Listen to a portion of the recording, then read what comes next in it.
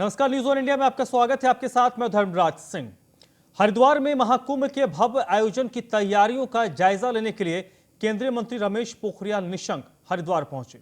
इस मौके पर हरिद्वार के सांसद और केंद्रीय मंत्री रमेश पोखरियाल निशंक ने न्यूज वन इंडिया के साथ खास बातचीत की है।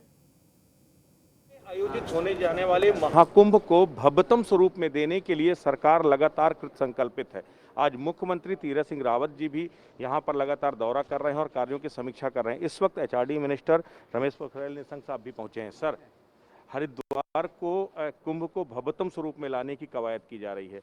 लगता है कि जिस तरीके की पहले आशंकाएं थी वो अब खत्म हो गई हैं, भव्यतम स्वरूप में जाएगा कुंभ। अब आप देख ही रहे हैं, बहुत व्यापक तैयारियां चल रही हैं। मुझे भरोसा है कि ये कुंभ बहुत अच्छे तरीके से इन परिस्थितियों में भी बहुत अच्छा होगा। जिस तरह से कई प्रिक्योरमेंट जोन थे उनको जो है अभी मंत्रिमंडल ने फैसला करके उनको अलग किया है। अब तमाम अखाड़े और बेहतर तरीके से लग पाएंगे। जो संतों को आशंका थी, पहले संतों में कुछ नाराजगी थी, तो अब लगता है कि कुछ नाराजगी कुछ कम होगी। नहीं, उन्हीं से मुख्यमंत्री स्वयं उनसे बात भी कर रहे हैं और आज मैं भी सभी से मिलूँगा। आज आया हूँ मैं, तो उनका सबका सहयोग मिलेगा, संतों का सबका सहयोग मिलेगा। उन्हीं के सहयोग से ये जो कुंभ है वो सफल होगा।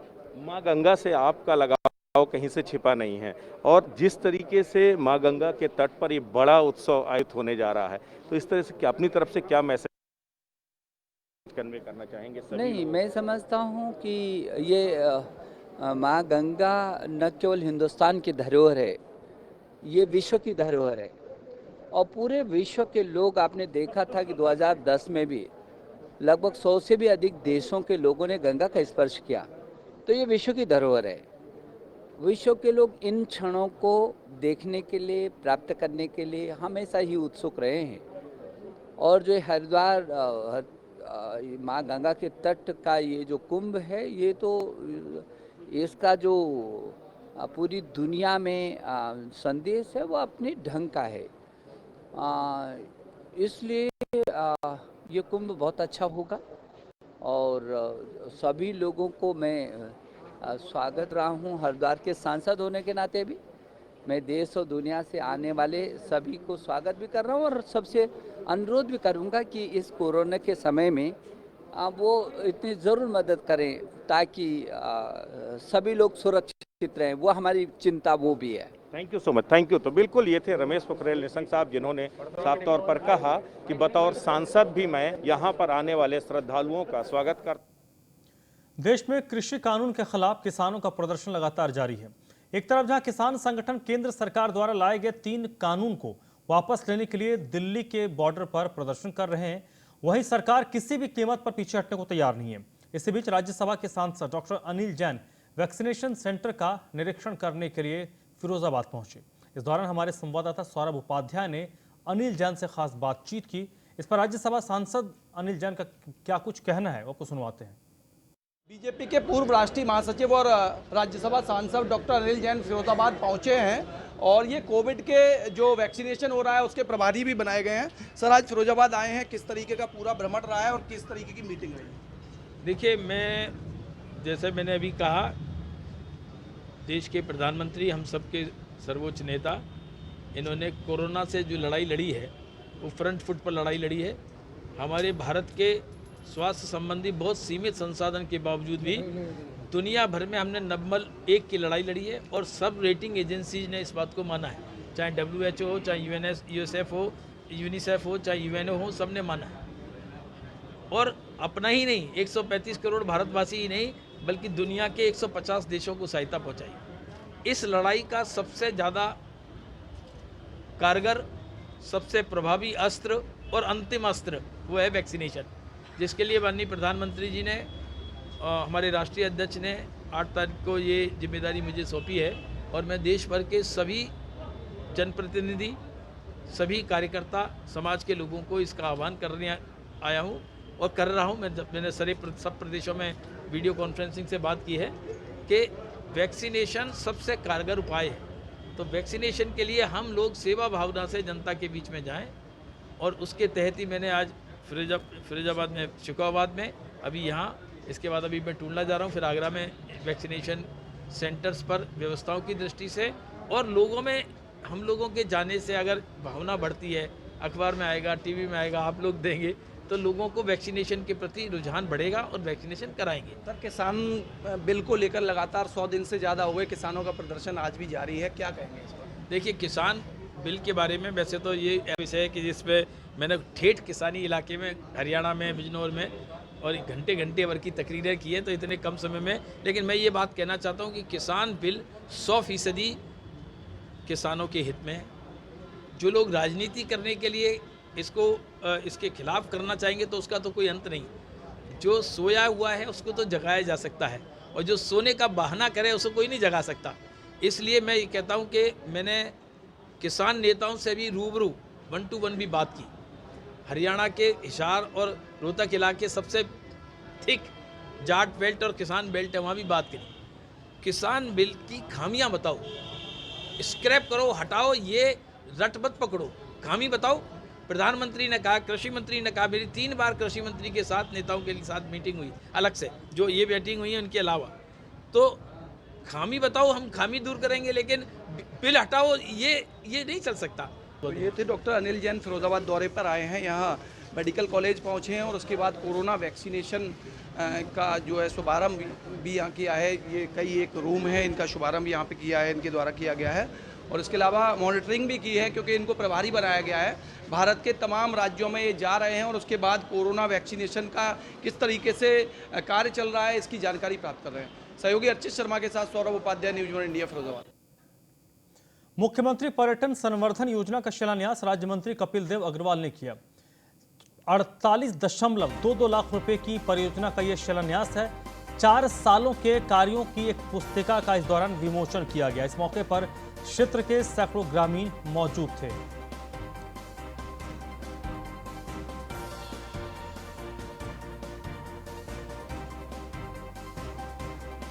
मुख्यमंत्री पर्यटन संवर्धन योजना का शुभारंभ मुजफ्फरगढ़ में किया गया। इस दौरान सैकड़ों की संख्या में ग्रामीण मौजूद थे और राज्य सरकार के जो 4 साल का कार्यकाल पूरा हुआ, इसकी पुस्तिका का यहां विमोचन किया गया।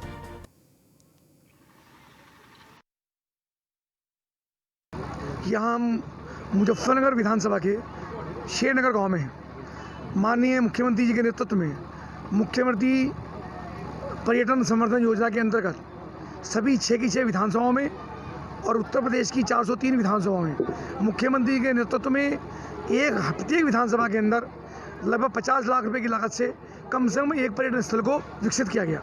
इसके अलावा और भी पर्यटन स्थल विकसित हुए, लेकिन उन सबका शिलान्यास आज सभी विधायकों के द्वारा, क्षेत्रीय विधायकों के द्वारा यहाँ पर था। हम अपनी विधानसभा में हैं और हमारे अन्य विधायक अपनी अपनी विधानसभाओं में ये कार्यक्रम कर रहे हैं और मुख्यमंत्री जी के नेतृत्व में अयोध्या का पूरा कायाकल्प हुआ है। भगवान राम का भव्य मंदिर बन रहा है, वहाँ पे करोड़ों रुपए का काम अयोध्या के अंदर हो रहे हैं और उसके साथ साथ बनारस का विषय हो, चाहे उसके साथ साथ मथुरा का, वृंदावन का हो, चाहे अन्य जितने भी, चाहे हमारे मुजफ्फर में शुक तीर्थ हो, ऐसे सभी तीर्थ स्थलों का विकास हो रहा है और साथ साथ मुजफ्फर के अंदर भरपूर विकास कार्य हुए हैं। उत्तर प्रदेश सरकार के 4 साल पूरा होने पर अमेठी के जगदीशपुर विधानसभा में विधायक और प्रदेश सरकार में राज्य मंत्री सुरेश पारसी पहुंचे और मुसाफिर खाना के तहसील सभागार में उन्होंने कार्यक्रम किया। उन्होंने सरकार के कल्याणकारी योजनाओं को जन जन तक पहुंचाने के कार्यक्रम में हिस्सा लिया। इस दौरान उन्होंने न्यूज़ 1 इंडिया के संवाददाता से खास बातचीत की। प्रदेश सरकार के 4 साल के कार्यकाल पूरे हो गए हैं। ऐसे में 4 वर्षों में क्या कुछ खास रहा, ये जानने के लिए मेरे साथ मौजूद है राज्य मंत्री सुरेश पारसी जी। आइए हम इनसे बात करते हैं और जानने की कोशिश करते हैं कि 4 सालों में क्या कुछ खास रहा। मैं इन 4 वर्षों में 2017 से अब तक हमारे पूज्य योगी आदित्यनाथ महाराज जी, जो उत्तर प्रदेश के मुख्यमंत्री हैं, उन्होंने गांव गरीब, किसान, मजदूर, नौजवान सबके लिए काम किया है। आज चाहे बिजली की व्यवस्था देख लीजिए कितनी अच्छी है, सड़कों की व्यवस्था देख लीजिए, लखनऊ से बनारस तक 4 लाइन निकल रहा है, उसका हमारे जनपद को लाभ मिल रहा है। लखनऊ से बलिया तक 6 लाइन जा रहा है, उसका भी लाभ मिल रहा है। और अयोध्या से जगदीशपुर तक 4 लाइन का कार्य जो है प्रारंभ हो गया, उसका भी लाभ लोगों को मिलेगा। दवाई के लिए आयुष्मान के कार्ड, घर घर में शौचालय की व्यवस्था, घर घर में जो है गैस सिलेंडर की व्यवस्था, घर घर में जहाँ पर बिजली का कनेक्शन नहीं था उसकी व्यवस्थाएं, तो जो जनहित से जुड़ी हुई चीज़ें थी उन सब को माननीय मुख्यमंत्री जी ने पूरा करने का काम किया है। जिस तरह से मंत्री जी अगर देखा जाए तो वर्षों से कोरोना काल प्रदेश में था, हम प्रदेश की क्या बात करें पूरे देश में था, ऐसे में आपके मंत्रालय द्वारा क्या सहयोग किया गया है? मेरे पास गन्ना विकास चीनी मिल की जिम्मेदारी है, मैं सहयोगी मंत्री के रूप में काम कर रहा हूं और मैं आपको ये बताना चाहता हूं कोरोना जो है पूरे विश्व में सबसे बड़ा संकट था और इस संकट में हमारे मंत्रालय का सबसे बड़ा सहयोग था। जो सैनिटाइज़र आप देख रहे हैं, चाहे किसी भी कंपनी का उसमें ब्रांड लगा हो, बेच रहा हो, हिंदुस्तान के 24 प्रदेशों को सैनिटाइज़र उपलब्ध कराने का हमारे विभाग ने काम किया है। मंत्री जी हम बात करेंगे जिस तरह से 4 साल बीते हैं, ऐसे में आप मुख्यमंत्री योगी आदित्यनाथ जी को 10 नंबर में कितना नंबर दे रहे हैं? वो तो जनता जो है हमारे मुख्यमंत्री जी को 10 में 10 नंबर दे चुकी है, जनता दे चुकी है 10 में 10। तो ये थे हमारे साथ राज्य मंत्री सुरेश पासी जी। इन्होंने कोरोना काल में इनके मंत्रालय द्वारा जिस तरह से सहयोग किया गया है उसके बारे में बताया और 4 साल की सरकार की उपलब्धियों को गिनाया। Hansraj Singh, news on India, Amethi. Bareilly में सांसद ने खुद कमान संभाल ली। सड़क पर जाम खुलवाने की कमान सांसद को संभालना पड़ा। आंवला से सांसद धर्मेंद्र कश्यप, जिनका काफिला जाम में फंस गया था और सांसद जी उसके बाद गाड़ी से उतरकर जाम खुलवाने में लग गए। सांसद जी के साथ उनका गनर और समर्थक भी जाम खुलवाने में जुट गए। सांसद जी ने 10 मिनट में ओवर क्रॉसिंग में लगा जाम खुलवा भी दिया। लाला फाटक ओवर ब्रिज क्रॉसिंग पर लंबा जाम लगा था और ये अधिकतर लोगों के कारण, अव्यवस्था के कारण इस तरीके से जाम लगता है। सांसद भी वहां से गुजर रहे थे, सांसद खुद जाम में फंस गए, जिसके बाद सांसद उतरे गाड़ी से, जाम खुलवाया। उनका जो गनर था, उनके साथ जो समर्थक थे, सभी ने मिलकर वहां पर जाम को खुलवाया है।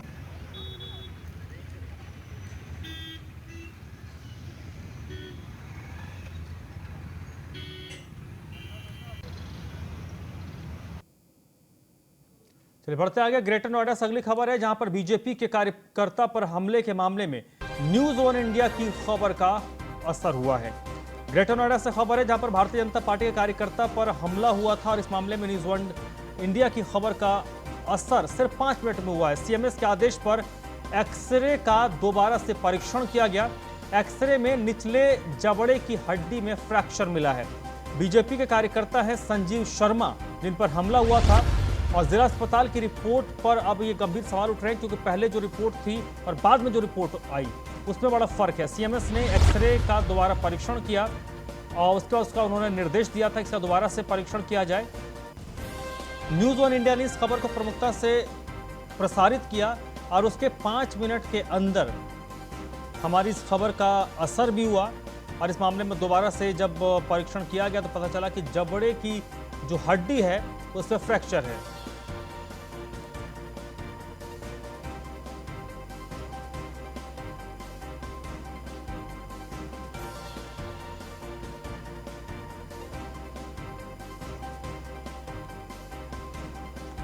तो न्यूज़ ऑन इंडिया की खबर का असर हुआ है। ग्रेटर नोएडा में बीजेपी कार्यकर्ता पर हमला हुआ था। इस हमले को न्यूज़ ऑन इंडिया ने प्रमुखता से प्रसारित किया और हमारी इस खबर के प्रसारित करने के बाद 5 मिनट में हमारी खबर का असर हुआ। सीएमएस के आदेश पर दोबारा से एक्सरे का परीक्षण किया गया और जब दोबारा से एक्सरे का परीक्षण हुआ तो उसमें पता चला कि जो संजीव शर्मा हैं, उनके जबड़े के नीचे की जो हड्डी थी उसमें फ्रैक्चर है। यानी पहले ये प्रॉब्लम नहीं नजर आया था, लेकिन जब दोबारा से परीक्षण किया गया तो पता उसमें ये सामने आया है कि उनके जबड़े के नीचे जो हड्डी है उसमें फ्रैक्चर है। और ये एक बड़ी लापरवाही का भी मामला है कि पहले रिपोर्ट में इस तरीके पहले रिपोर्ट में क्यों नहीं बताया गया और उसके बाद जब दोबारा से रिपोर्ट को देखा गया, जब रिपोर्ट को टेस्ट किया गया, जब चेक किया गया, तब पता चला कि वहां पर फ्रैक्चर है। संजीव शर्मा जो भारतीय जनता पार्टी के कार्यकर्ता हैं, उन पर दबंगों ने हमला किया था और इस मामले में न्यूज़ ऑन इंडिया की खबर का बड़ा असर हुआ है।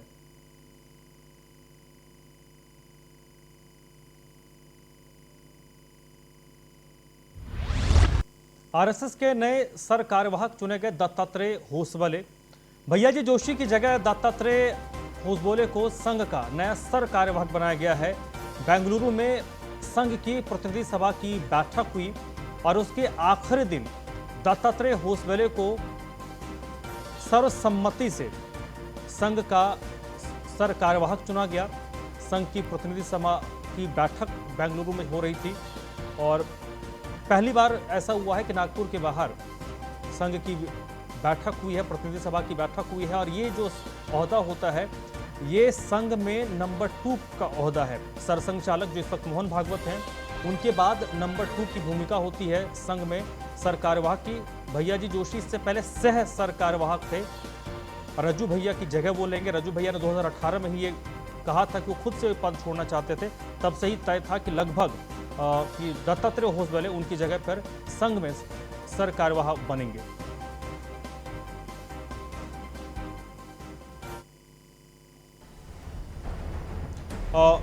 दत्तात्रेय होसबले की बात करें तो कर्नाटक के रहने वाले हैं। 1968 में ये संघ से जुड़े, 78 में अखिल भारतीय विद्यार्थी परिषद के पूर्णकालिक सदस्य बने और अखिल भारतीय संगठन मंत्री भी रहे हैं। संघ में अखिल भारतीय बौद्धिक प्रमुख भी ये रह चुके हैं। तो ये उनका पोर्टफोलियो है। 1968 से उन्होंने अपने संघ आयु की बात होती है तो उनकी जो संघ आयु है वो 1968 से शुरू हुई है। चलिए बढ़ते आगे। मुजफ्फरनगर में 10 चिकित्सा अधीक्षकों ने सामूहिक इस्तीफा दिया है। डॉक्टर्स के सामूहिक इस्तीफे से स्वास्थ्य महकमे में हड़कंप मच गया। मुख्य चिकित्सा अधिकारी के व्यवहार से ये सभी डॉक्टर्स परेशान थे, जिसके बाद इन्होंने इस्तीफा देने का फैसला किया। चिकित्सा अधीक्षक के बारे में बताया जा रहा है कि वो अपने पदों से उन्होंने इसलिए इस्तीफा दिया है क्योंकि जो उनके ऊपर के अधिकारी हैं वो इनके साथ अच्छा व्यवहार नहीं करते हैं। सीएमओ के व्यवहार पर सवाल खड़ा किया गया है। सीएमओ एसके अग्रवाल इस मामले पर सफाई दी है। कुछ दिन पहले कुछ सीएचसी का निरीक्षण किया था, खामियां मिलने पर कार्रवाई की गई। कार्रवाई के चलते ये त्यागपत्र आया क्योंकि सीएमओ पर आरोप लगे तो सीएमओ ने ही अब उल्टा काउंटर किया है कि उनकी कमियां थी, उन पर कार्रवाई की गई, जिसके बाद उन्होंने सामूहिक इस्तीफा दिया है।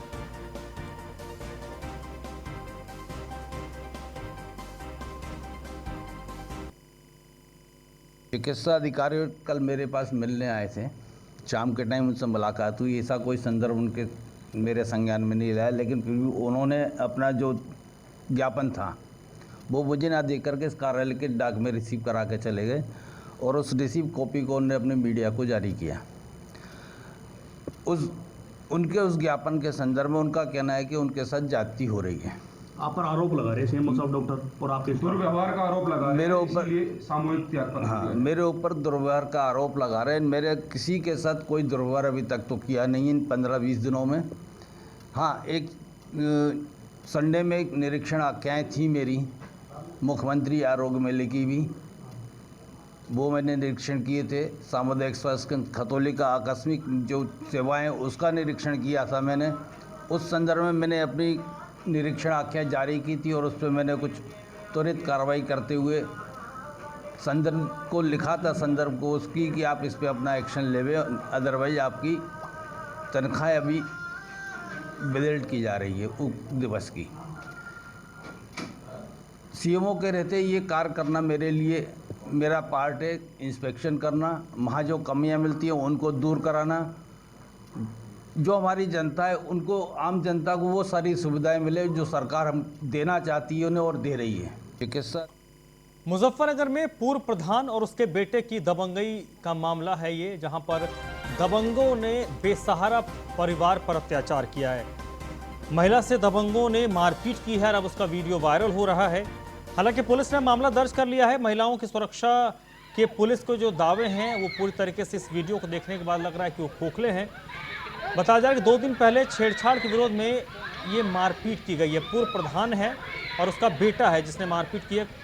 और ये जो मामला है वो खतौली कोतवाली क्षेत्र के घुड़ गांव का है। मुजफ्फरनगर की तस्वीर है ये। वीडियो जो इस वक्त वायरल हो रहा है,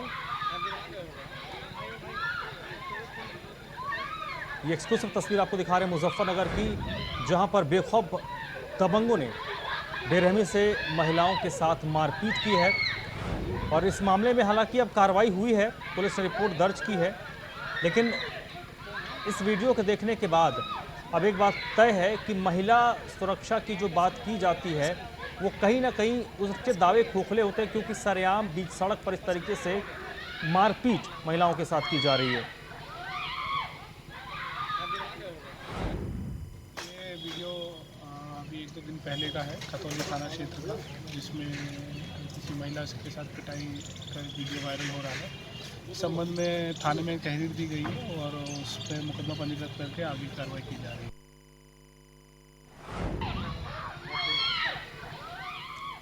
तो मुजफ्फरनगर की एक्सक्लूसिव तस्वीरें आप देख रहे हैं, जहां पर दबंग मारपीट कर रहे हैं महिलाओं के साथ। इसमें बताया जा रहा है कि एक पूर्व प्रधान है और उसका बेटा है जिसने मारपीट की। हालांकि इस मामले पर अब कार्रवाई के लिए पुलिस की ओर से एफआईआर दर्ज कर ली गई है। पुलिस की ओर से बताया जा रहा है कि इस मामले में कार्रवाई की जाएगी।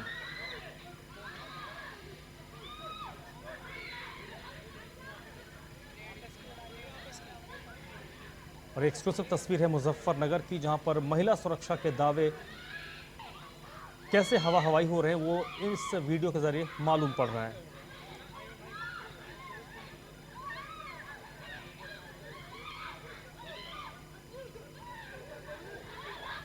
सचिन जौहरी इस वक्त मेरे साथ फोन लाइन पर जुड़ चुके हैं इसी पर ज्यादा जानकारी के लिए। सचिन, इस मामले पर अब तक क्या कार्रवाई हुई है? देखिए, आपको बता दूं, खतौली थाना क्षेत्र से ये वीडियो वायरल हुआ है जिसमें दबंग युवक जो हैं महिलाओं के साथ मारपीट कर रहे हैं। पुलिस ने ये मामला जैसी संज्ञान में आया है, इसमें मुकदमा दर्ज कर लिया है और जो आरोपी है उनकी धरपकड़ के प्रयास शुरू कर दिए। जी, वजह क्या बताई जा रही थी, क्या ये मामला क्या था?